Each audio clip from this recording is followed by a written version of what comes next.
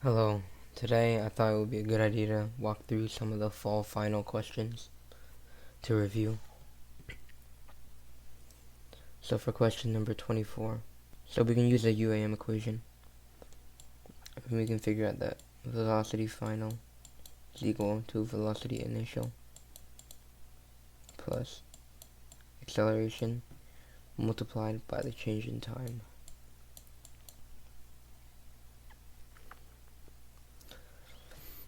So we actually do know acceleration because this is a free fall situation, which means that acceleration is just gravity, which is 9.81 meters per second squared.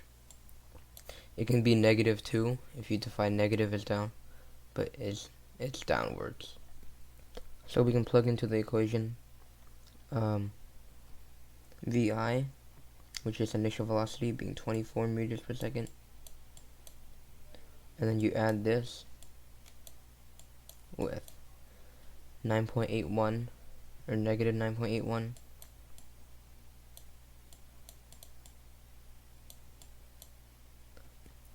meters per second squared. And then you multiply that with the change in time, which is 3 seconds.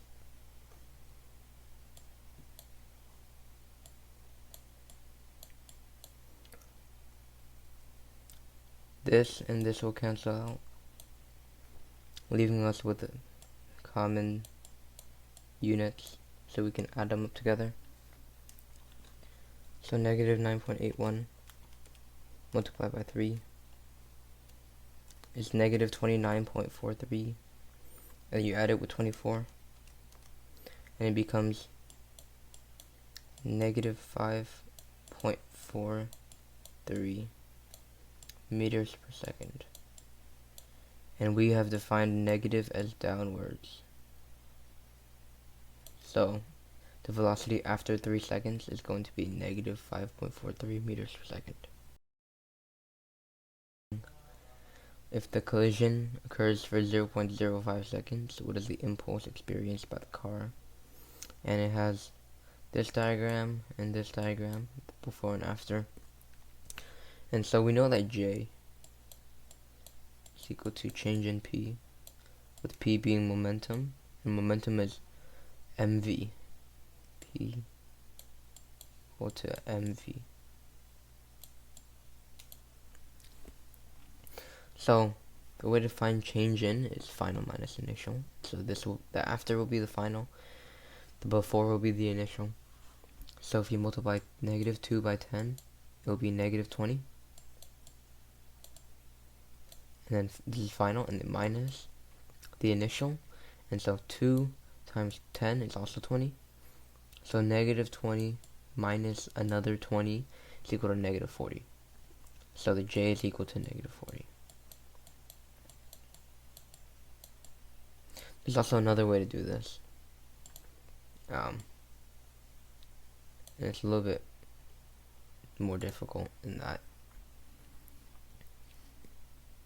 So we know that J is also equal to change in time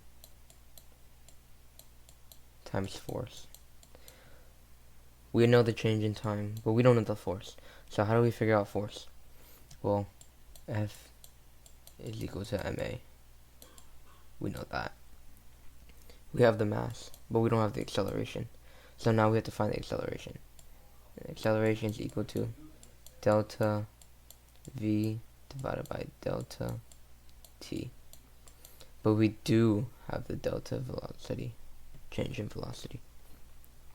So this is the after, and this is the initial.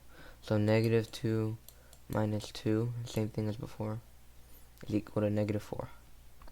So this will be -4, delta v will be -4, delta t will be 0.05, and -4 divided by 0.05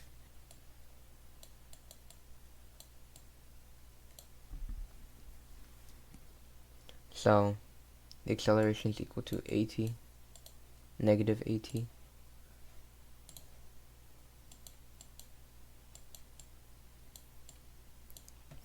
And if we have A, then we know M, we can find out force. So negative 80 times 10, because the mass is always constant. Negative 80 times 10 is negative 800. So J is equal to, and we figured out that 10 times negative 80 is negative 800. So force is negative 800. So 0.05 multiplied by negative 800 will give us, on the calculator, negative 800.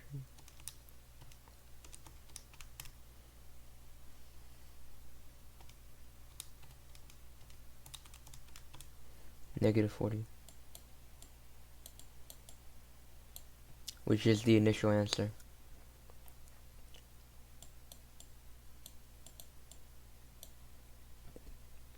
And that's our answer for the impulse. Alright, these are the last two questions. Question 49. What is the impulse applied to the box during the first 8 seconds? So, on a force versus time graph, the area under the curve will be the impulse. So as you can see, this is 2.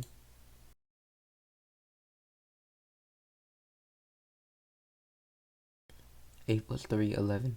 So J equals 11. That's the first answer to 49. Question 50 asks us, what is the velocity of the box after 8 seconds?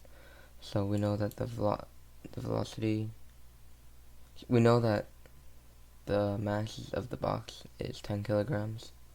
The surface is frictionless, and that we're looking for after 8 seconds. So after this point. So we know that F is 0 because we can literally just see it right here. The Y is 0. So if force is 0, and friction is also 0, and we know that F is equal to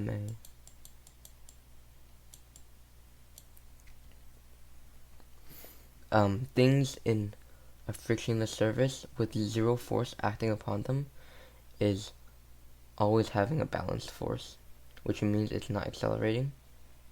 And we can prove this using this PhET simulator. Put the newtons up, take him off, and he's always at 5.8 meters per second, and he's not accelerating in a frictionless surface. So if acceleration is equal to 0, that means it's constant velocity. So 0, which is force, is equal to mass, 10, times A, which is also 0. This proves that velocity is always constant. So if velocity is also always constant, we can also write that V is equal to P over M. This makes sense because P equals mv, but you just rearrange the terms. Now, we also know that J is equal to change in P.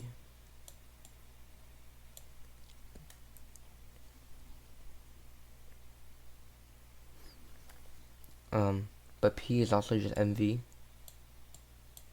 and you can distribute the change in. But mass is not changing, so it's only mass and it's only change in velocity, but velocity is always the same because acceleration is 0. So now we can simplify this as J is equal to mv, because mass is constant, velocity is constant because acceleration is 0. We proved it already. So that means J is equal to mv, and v is equal to J over m. J, which we found out earlier, is 11, and m is 10. So that means velocity is equal to 11 divided by 10 meters per second.